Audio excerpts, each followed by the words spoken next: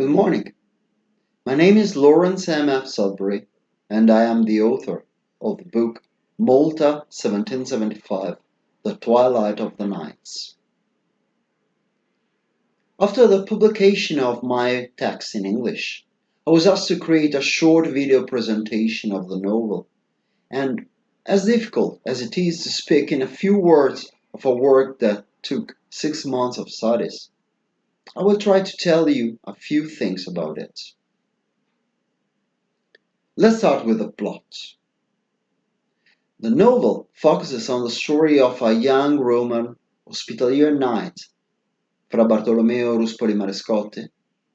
in the period preceding the expulsion of the chivalric government from the Maltese archipelago. Bartolomeo comes from one of the most powerful noble families in the papal kingdom and can boast a very influential uncle, cardinal in the Curia.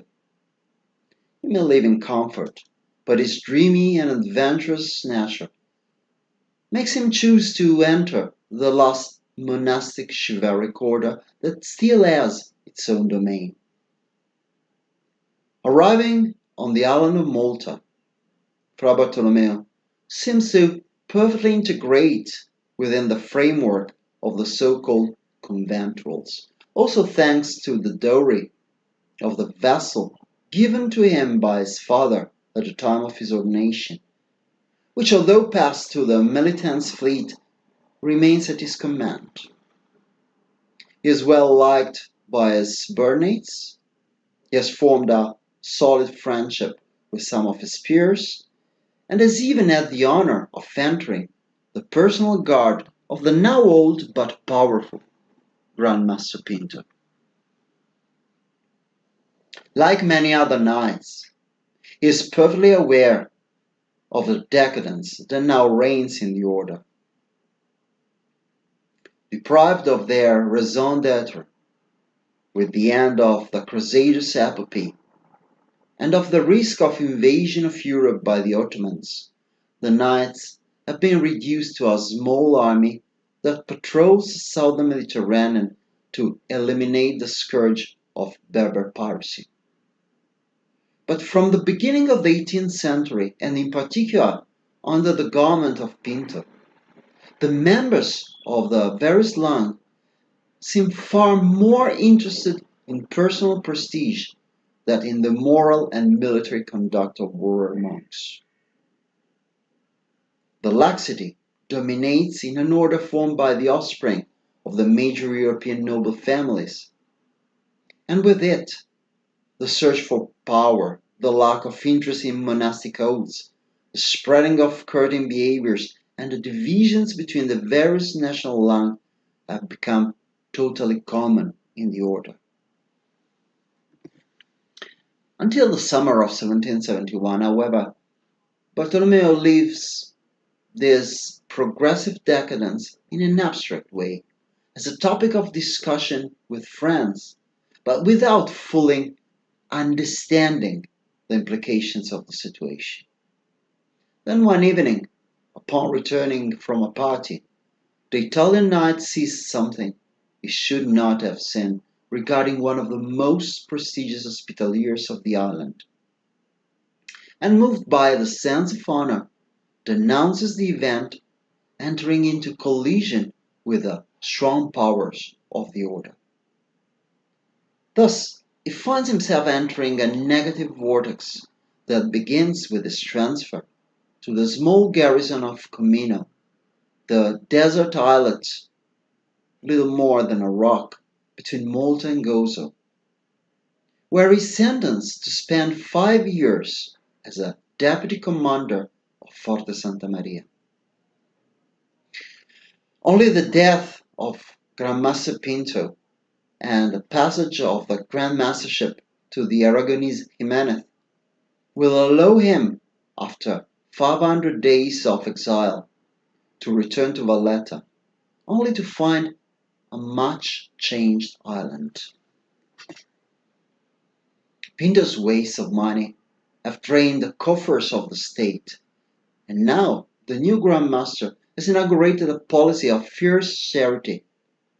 which is however the only effect of starving the population, which is increasingly on the warpath against the order that governs the island, finding support in the bishop of the island and grand chaplain of the Hospitaliers, Monsignor Pellerano. In this climate of tension, the events of the Maltese population and the ones of Bartolomeo get intertwined. The former as a champion in a priest of Floriana, Don Gaetano Mannarino, partly protected by the bishop, from his pulpit thunders against the government, uniting around himself the nationalist factions of the island, while the latter, on his return to Valletta, is treated as a pariah by the same leaders of the knights who had sent him into exile. And when the man he had accused is found stabbed by a Roman knife, he is also charged of his murder and must hide with the help of Nino Fenech, a Maltese corporal known on Comino. We have now reached 1775, and for Bartolomeo, a series of adventures began that will put him at the center of the historical events that are taking place in that period, leading him, through his Maltese friend, to enter the circle of nationalists of Don Mannarino and becoming aware of the injustice of what the knights are doing to the poorest part of the islanders, to have a leading role in the so-called Revolt of the Press led by Mannarino himself, to act in an attempt to obtain salvation as spy of Monsignor Pellerano, and having known Nino's sister, to experience the joys and sorrows of a compressed love. The themes of the book are many, but some emerge more clearly. In the first place, the story shows the progressive awareness of men raised in the respect of noble chivalric values, but with a vision linked to the golden environment in which he was born and has always lived. Progressively, he understands the meaning of a vocation, which can't be only formal, but that in order to be fully lived, requires a decisive stand on behalf of the people, the poorest, and of the most deprived ones. The only formal display of these values by the order's leaders, interested only in power and in political games to obtain it, is a second strong theme of the novel, showing the progressive deterioration of the moral climate in which the knights live in the final stretch of their temporal dominion over the archipelago, precisely in their twilight. Intrigues without exclusion of blows, espionistic games, subdivision of government functions among the various national components, and complete disregard for the conditions of the people entrusted to them seem to be the characteristics of this moment, practically conclusive of the centuries-old history of the Hospitaliers at the end of Malta. This attitude, and so we reach the third thematic nucleus of the text,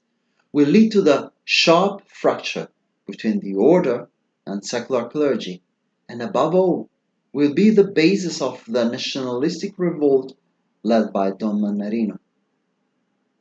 The revolt of an entire people who demand respect for their traditions and customs, and who demand equity and humanity from government officers concerned only in their privileges and more attentive to the international image of their small state than to the welfare of those they should govern. Finally,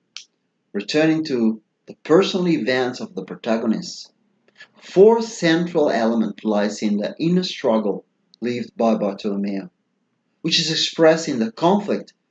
between honor and fidelity on the one hand, and need and feeling on the other. Therefore, fidelity to his knightly oaths, or fidelity to an ideal that the very order that he chose to serve is betraying, but also fidelity to his sacred oaths and connected with them to his family honor, or dream of a different life characterized by the love for a woman. All these on the background of a restless historical period for the whole of Europe, a time when new ideas about the meaning of existence and social life are making their way through the resistances of a world anchored to the absolutist past and dominated by a climate of perennial confrontation among nations, whose echo also reaches what is considered to be the last outpost of the West in the face of the Islamic world, which is fundamental for the resolution of both the national events of Malta and Fra Bartolomeo's personal ones. Who's the book for? First of all, for those who love history. The events narrated, although partly the result of fantasy, are part of the real episodes of the life of the Melitense archipelago at the end of the 18th century, carefully reconstructed with historical method and after a long study to draw the panorama of the events, but also to bring the reader to identify with the cultural and social environment and the forma mentis that characterize the life of that period. Secondly, the novel is addressed to those who love adventure, which here is breathed both in the setting and in the evolution of the events of the protagonist, by whom also a psychological analysis related to his human and personal evolution is developed. Finally, the book is addressed to all those who feel bound to certain values such as loyalty, honor, courage, spirit of sacrifice, and romantic love, perhaps now a bit obsolete, but in my opinion, constitute an eternal foundation of human existence. Okay, that's all by now. I hope I have intrigued you and that you want to deepen these topics by reading Malta 1775, The Twilight of the Nights. I wait for your comments on my novel, and I'm at your disposal to discuss the contents of the book on my website www.lmfsudbury.com. Have a nice day.